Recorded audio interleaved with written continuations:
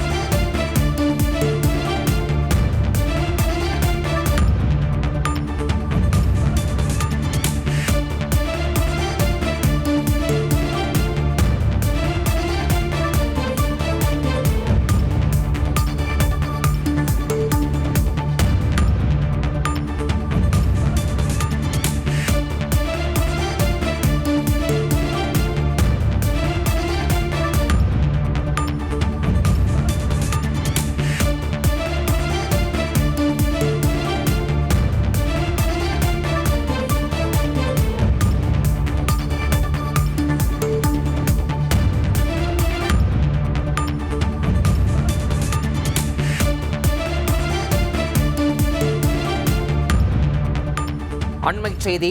ஃபெஞ்சல் புயல் இன்று இரவில் இருந்து அதிகாலைக்குள் கரையை கடக்க வாய்ப்பிருப்பதாக தனியார் வானிலை ஆர்வலர் பிரதீப் ஜான் கணித்திருக்கிறார். இதனை தற்போது கிடைத்திருக்கக்கூடிய அண்மை தகவலாக பார்த்து வருகிறோம்.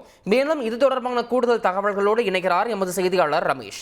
ரமேஷ், வணக்கம். தற்போது இந்த ஃபெஞ்சல் புயலானது கரையை கடக்கும் போது மழை அளவு எந்த அளவு இருக்கும், உங்களுடைய தகவல்?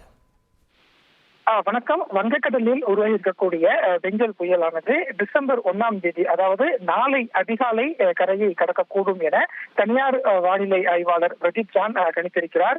சமூக வலைதளத்தில் அது குறித்த ஒரு தகவலையும் அவர் வெளியிட்டிருக்கிறார்.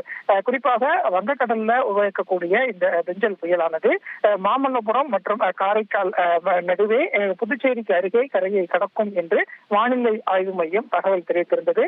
குறிப்பாக நவம்பர் 30ஆம் தேதியான இன்று பிற்பகலுக்கு பிறகு கரையை கடக்க தொடங்கும் என்பது வானிலை ஆய்வு மையத்தின் தகவலாக இருக்கிறது.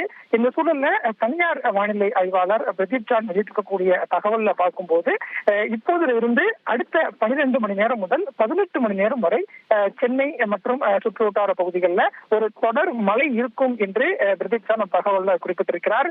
மேலும் இன்று நள்ளிரவு, அதாவது நவம்பர் 30ஆம் தேதியான இன்று நள்ளிரவு தொடங்கி டிசம்பர் 1ஆம் தேதியான நாளை அதிகாலை வரை இந்த புயல் கரையை கடக்க கூடும் என்றும் வானிலை ஆய்வாளர் பிரதீப் ஜான் அந்த தகவலை வெளியிட்டிருக்கிறார். குறிப்பாக இந்த பெஞ்சல் புயல் கரையை கடக்கும் போது காற்றினால் எந்த அளவுக்கு ஒரு பெரிய அளவுல பாதிப்பு இருக்க வாய்ப்பு இல்லை என்றும் பிரதீப் ஜான் வெளியிட்டிருக்கக்கூடிய தகவல்ல பார்க்க முடிகிறது.